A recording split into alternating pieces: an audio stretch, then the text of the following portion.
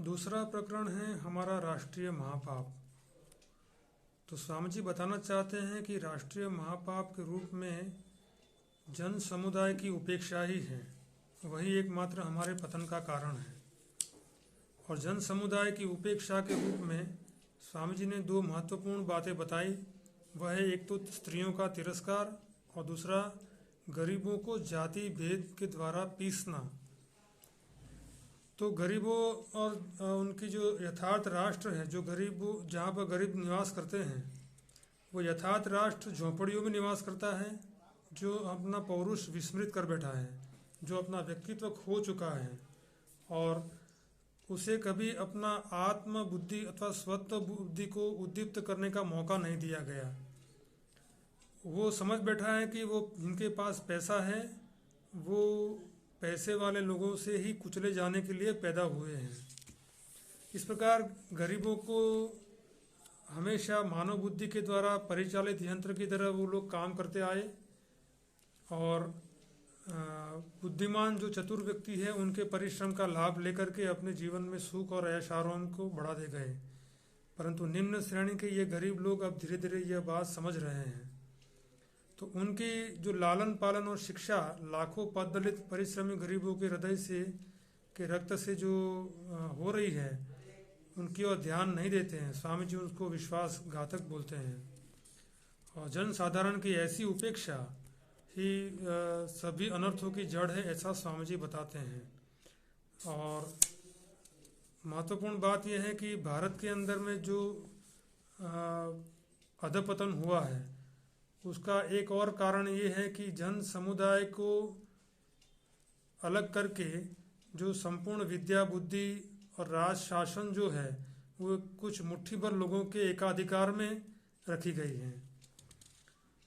तो स्वामी जी कहते हैं कि इस प्रकार जन साधारण की उपेक्षा करके भारत जो वेदांत की जन्मभूमि है, ऐसे वेदांत की जन्मभूमि पर शत शत वर्षों तक जन समुदाय को सम्मोहित बना करके उनको इस नीच अवस्था में डाल दिया गया है। दूसरा कारण स्वामी जी स्त्रियों की तिरस्कार के रूप में बताते हैं। स्वामी जी बोलते हैं कि हमारा भारत देश सबसे अधिक बलहीन और पिछड़ा क्यों है, क्योंकि इसका कारण यही है कि शक्ति का निरादर होता है। वृद्ध मनु ने कहा है, यत्र नार्यस पूज्यन्ते रमन्ते तत्र देवता, अर्थात जहाँ पर नारियों की पूजा होती है देवता प्रसन्न रहते हैं। परंतु नारियों को हमने केवल बच्चों को जन्म देने वाली एक मशीन बनाकर रख दिया है और उनको एक घृणित कीड़ा अथवा नरक का द्वार कह करके अधपतित कर दिया है। जहाँ परमात्मा ने कहा है कि त्वम स्त्री त्वम पुमानसी त्वम कुमार उतवा कुमारी, इस प्रकार परमात्मा ने स्त्री जाति को एक परमात्मा का रूप घोषित किया है। वहाँ पर स्त्री जाति को हमने किस प्रकार से एक नरक का द्वार के रूप में एक समाज में अधपतित कर दिया है, वो हमारे पतन का एक और कारण हो सकता है। तो स्वामी जी कहते हैं कि हिंदू धर्म में आदर्श तो बहुत ऊंचा है, परंतु उस आदर्श को हमने कार्यान्वित नहीं किया। उस आदर्श को हमने एक नीचे अवस्था में ही एक छुआछूत के अवस्था में रखा है हमने। भारत का अधपतन का ये कारण कि जाति संबंधी इस भाव का त्याग कर दिया। जाति का हमेशा आदर करना चाहिए, जाति को स्वतंत्रता देनी चाहिए और जाति की राह से प्रत्येक रोड़े को हटा देना चाहिए, जिससे हमारा उत्थान होगा। जाति की इस परित्रता जाति की इस माने परिणति जो हुई है उसका कारण हमने हजारों वर्ष तक उन्हें कोई मौका ही नहीं दिया कि जिससे वो लोग ऊपर उठ सकें। हमने गरीबों का रक्त चूसा और जिनकी शिक्षा उनके धन से हुई और जिनकी शक्ति उनकी दरिद्रता से बनी, उनका इस प्रकार से अपमान किया गया। तो ये हमारी समाज का, हमारे राष्ट्र का अधपतन का एक कारण बन सकता है। तो इन लोगों ने जिनका अनादर किया गया, जिनके लिए अन्य कोई उपाय नहीं था, वैसे लोगों के लिए एकमात्र यही रास्ता बच गया कि वो लोग ईसाई बन बैठे या मुसलमान बन बैठे। तो ईसाई बनते हैं क्यों? इसलिए कि सहानुभूति न पाने के कारण वे ईसाई बन बैठते हैं।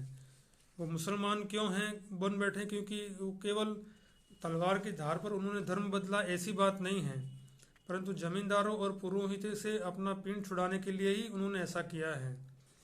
और भंगियों चंडालों की वर्तमान हीन दशा जो हुई है उसके लिए उत्तरदायी कौन है? उसके लिए उत्तरदायी भी वही लोग हैं जिन्होंने संपूर्ण अर्थशास्त्र को अथवा तो संपूर्ण जो सिद्धांतों को अपने हाथ में रह करके उसके द्वारा गरीबों पर अत्याचार किया। तो स्वामी जी कहना चाहते हैं कि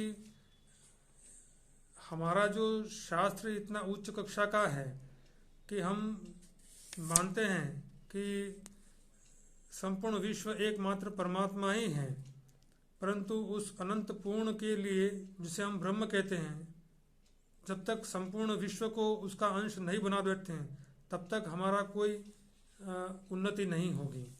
ये इस चैप्टर का एक सारांश है कि जिससे हम ये समझें कि साधारण जन समुदाय की उपेक्षा और किस प्रकार से होती है और किस प्रकार से उसे उपेक्षित करके हमने अपने अधपतन का एक कारण बना लिया।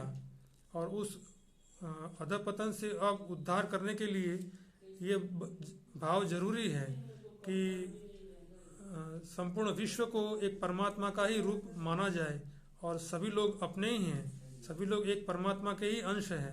इस प्रकार का एक भाव रख करके सबकी सेवा की जाए तो ये हमारे ऊर्ध्व गति का, हमारे इस समस्या का समाधान हो सकता है।